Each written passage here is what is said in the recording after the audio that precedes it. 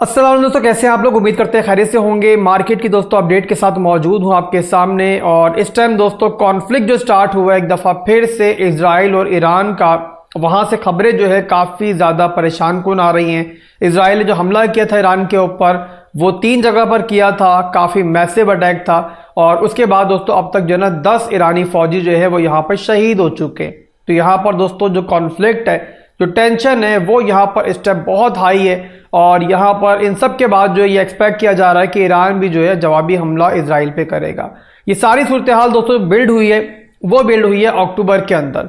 अब अक्टूबर दोस्तों दोबारा से जो है हमें ग्रीन होना स्टार्ट हो गया था, दोबारा से हमें दिखना स्टार्ट हो गया था कि बिटकॉइन जो है पोजीशन अपनी बना रहा है, स्टेबिलिटी शो कर रहा है, सपोर्ट को रिटेस्ट कर चुका था, वहां से एक अच्छा बाउंस बैक कर चुका था। और उसके बाद जो है बारी ऑल्ट कॉइन्स की थी। बट यहाँ पर दोस्तों ये प्रॉब्लम हुई है मार्केट के अंदर। और उसके बाद जो है ना अभी यहाँ पर जो है पैनिक की सूरत हाल है। इसके अलावा दोस्तों कल हमें एक और फंड देखने को मिली और वो थी यूएसडीटी की फंड। उसने भी काफी ज्यादा खौफजदा किया लोगों को। इससे पहले दोस्तों 2022 के अंदर ये सीन हुआ था कि यूएसडीटी को लेकर जो है एक फंड आई थी मार्केट के अंदर और वहां पर तो यूएसडीटी जो है वो डीपैक भी हो गया था। बट इस बार डीपैक नहीं हुआ और यहां पर ये फंड जो है काफी जल्दी रिजॉल्व भी हो गई इस स्टेटमेंट के बाद टेथर की तरफ से कि भाई हमारे खिलाफ तो कोई यहां पे इन्वेस्टिगेशन नहीं हो रही। और ये सारी की सारी जो खबर है ये पुरानी खबर है और कुछ नया इसके अंदर नहीं है। तो वहां पे देखा हमने कि जो फंड आया था मार्केट में दोबारा रिजॉल्व हुआ। बट उसके बाद जो ईरान के ऊपर हमला हुआ इजराइल का, उसने दोबारा जो है ना फिर मार्केट के अंदर पैनिक क्रिएट किया।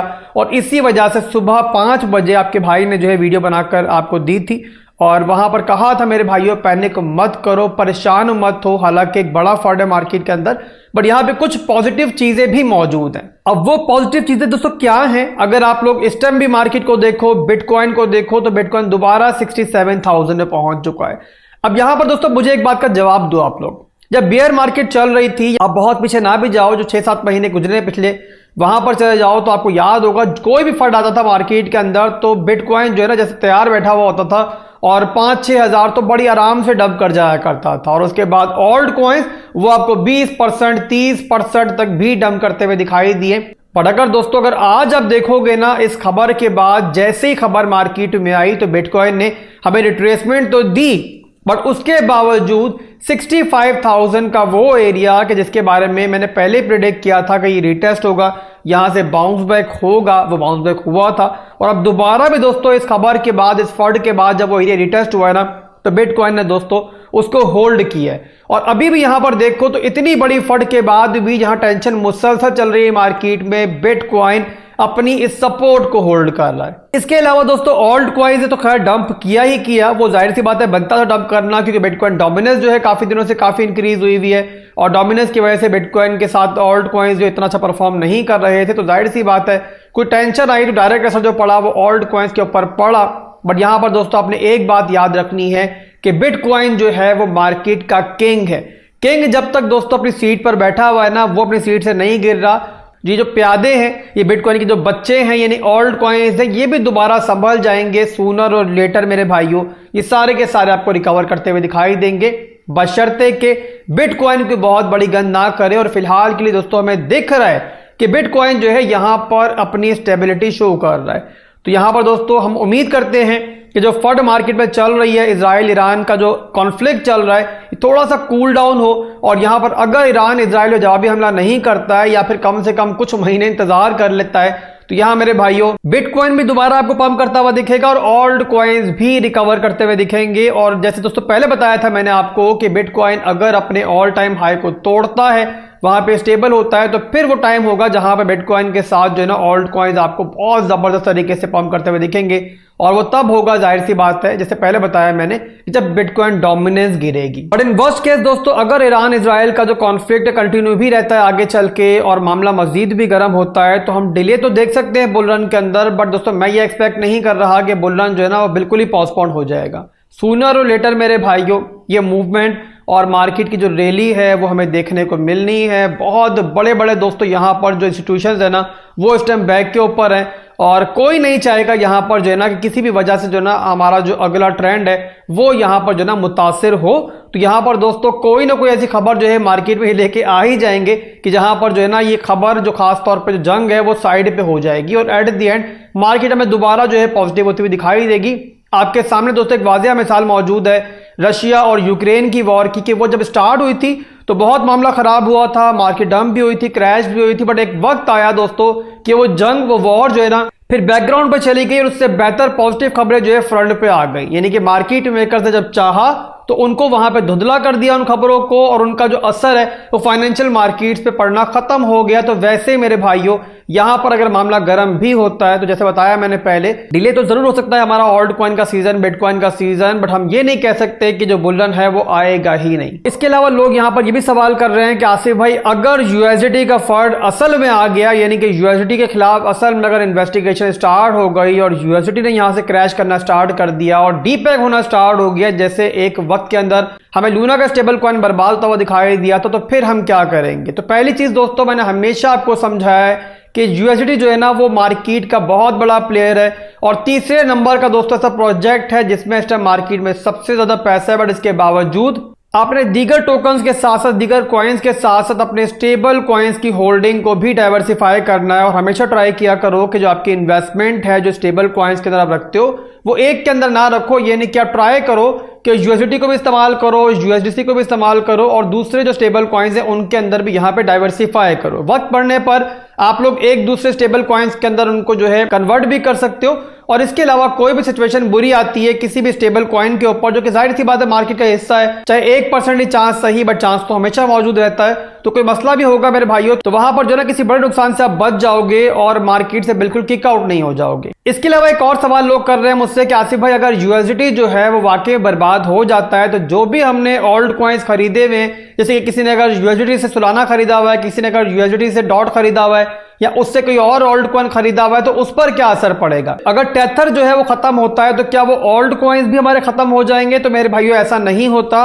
अगर आप लोगों ने स्पॉट में कोई भी ऑल्ट कॉइन खरीद लिया है तो आप लोग यूं समझो कि आपने चाहे उसको यूएसडीटी से खरीदा है चाहे आपने उसको यूएसडीसी से खरीदा है, किसी भी स्टेबल कॉइन से खरीदा है, अब आपका ताल्लुक उस स्टेबल कॉइन से खत्म हो गया है। अब आप लोग किसके अंदर हो? अब आप लोग उस कॉइन के अंदर मौजूद हो, उस प्रोजेक्ट के अंदर मौजूद हो। और अगर दोस्तों किसी भी स्टेबल कॉइन को नुकसान होता है चाहे आप लोगों ने उसी के पेयर के अंदर वो ऑल्ट कॉइन खरीदा हुआ है आपको कोई मसला नहीं होगा और आप लोग किसी भी दूसरे स्टेबल कॉइन के अंदर जो है ना उस ऑल्ट कॉइन को बेच पाओगे। अब ये तो हो गया दोस्तों इन वर्स्ट केस सिनेरियो के मार्केट पे क्या कुछ हो सकता है, बहुत बुरा हो जाए तो क्या कुछ हो सकता है। इसके बाद दोस्तों हम बात करेंगे मौजूदा सिनेरियो की, करंट सूरत हाल की कि इस टाइम बिटकॉइन के चार्ट पे दोस्तों अगर हम देखते हैं तो क्या सूरत हाल चल रही है। तो दोस्तों चार्ट मैंने आपके सामने ओपन किया हुआ है और यहाँ पे अगर आप चार्ट को देखते हो तो आपको ये दिखाई देता है कि स्टिल वीकली के अंदर भी, डेली के अंदर भी और इवन 4 घंटे के अंदर भी बिटकॉइन अपने सपोर्ट जोन्स को होल्ड कर रहा है। बल्कि यहां तक दोस्तों आप देखो कि जिस सपोर्ट जोन को बिटकॉइन रिसेंटली रिटेस्ट कर रहा है यानी कि 65,000 की सपोर्ट, ये हमारी ना डेली की सपोर्ट है ना हमारी वीकली की सपोर्ट है, ये सिर्फ हमारी दोस्तों इंट्राडे लेवल की सपोर्ट है, 4 घंटे की सपोर्ट है। इसके बावजूद दोस्तों अगर आप देख रहे हो तो बिटकॉइन बहुत जबरदस्त तरीके से इतने बड़े कॉन्फ्लिक्ट के बाद भी, इतने बड़े फंड के बाद भी उसको होल्ड कर रहा है। यहां पे डेली टाइम फ्रेम की सपोर्ट नीचे है, वीकली की सपोर्ट नीचे है। तो मेरे हिसाब से फिलहाल के लिए बिटकॉइन जो ना बहुत स्ट्रांगली बिहेव कर रहा है और ये दोस्तों एक पॉजिटिव चीज है जो सुबह की वीडियो में बताई थी मैंने आपको, अभी दोबारा बता रहा हूं कि यहां बिटकॉइन जब तक 65,000 के एरिया को होल्ड कर रहा है मेरे भाइयों तब तक तो आपको शॉर्ट टर्म के अंदर भी टेंशन लेने की जरूरत नहीं है। मिड टर्म लॉन्ग टर्म को छोड़ो, शॉर्ट टर्म के अंदर भी तब तक टेंशन नहीं है कि जब तक बिटकॉइन 65,000 के एरिया को लूज नहीं करता। विक लगती है कोई परवाह नहीं है, बट क्लोजिंग जब तक दोस्तों उस लेवल के नीचे नहीं होती है हमें यहां पर ज्यादा परेशान होने की जरूरत नहीं है। और जैसे ही मेरे भाइयों ये फंड जो है कूल डाउन होगा, ये मामला बेहतर होगा, दोबारा से मेरे भाइयों आपको बिटकॉइन छोड़ो ऑल्ट कॉइन्स भी रिकवर करते हुए दिखाई देंगे। और जिस टाइम मेरे भाइयों बिटकॉइन यहां पे इस फंड से निकला और इसने अपना स्ट्रॉन्ग जोन यानी कि जो बताया मैंने आपको पहले 68,000 से लेके 72,000 तक जो हमारा एरिया है वो पूरे का पूरा हमारा मंथली टाइम फ्रेम का मेजर रेजिस्टेंस जोन है, जिस टाइम वो टूटा, जो कि टूटेगा इंशाल्लाह सूनर और लेटर, और उसके बाद डोमिनेंस गिरी मेरे भाइयों। तो फिर ओल्ड कॉइन्स जो कि अभी आप लोग देख रहे हो कि 10 से 15% ब्लीड कर रहे हैं, तो आपकी चीखें निकलती हैं, ये रातों रात जो है ना आपको 2x तक भी होते हुए दिखेंगे। और वही मौका होगा मेरे भाइयों जहां पर जीतेंगे कौन लोग, कि जो ऐसे मौकों के अंदर, ऐसे फंड्स के अंदर जो है ना अपने इमोशंस पर काबू रख पाएंगे। तो फिलहाल के लिए दोस्तों सिनेरियो चल रहा है, उम्मीद करता हूं कि आपको समझाने में कामयाब हुआ होगा। और यहां पर जिस तरीके से मैंने आपको बेयर मार्केट में पैनिक होने से बचाया, जिस तरीके से मैंने 50,000 में पैनिक होने से बचाया, और जिस तरीके से 48,000 के लेवल पर दोबारा पैनिक होने से बचाया, मैं उम्मीद करता हूं कि आज भी जो है ना आपको पैनिक होने से बचा पाया होगा, और यहां पर जो है ना कोई बेवकूफ़ी आप लोग इसके बाद नहीं करोगे। इसके अलावा दोस्तों मार्केट को मैं ऑब्जर्व कर रहा हूं, आज और कल जो है वीकेंड है, आप लोग जानते हो कि जो हमारी इंटरनेशनल मार्केट्स होती हैं वो क्लोज होती हैं वीकेंड के ऊपर, और वॉल्यूम कम होता है मार्केट के अंदर। तो यहां पर दोस्तों जो बहुत ज़्यादा हमें नज़र रखने की ज़रूरत है ना, वो रखने की ज़रूरत है मार्केट दोबारा ओपन होगी, यानी कि जब दोस्तों सीएमई मार्केट ओपन होगी और जब मार्केट रिएक्ट करेगी इस खबर को लेकर, तो वो देखने वाला मौका होगा। और वहीं पर दोस्तों में काफ़ी सारी चीज़ें जो है ना वो क्लियर हो जाएंगी कि आगे चल के शॉर्ट टर्म के अंदर जो है मार्केट ने कैसा मूव करना है। तो फिलहाल के लिए दोस्तों मैं अच्छे की उम्मीद रख रहा हूँ, अच्छा ही एक्सपेक्ट कर रहा हूँ, और आपको भी यहाँ पॉजिटिव रहना चाहिए। जो भी सूरत हाल बनती रहेगी मैं इंशाल्लाह साथ के साथ आपको गाइड करता रहूँगा। फिलहाल के लिए आपसे इजाज़त चाहूँगा, फिर मिलेंगे बहुत जल्द इंशाल्लाह। दुआ में याद रखिएगा। अल्लाह हाफिज़।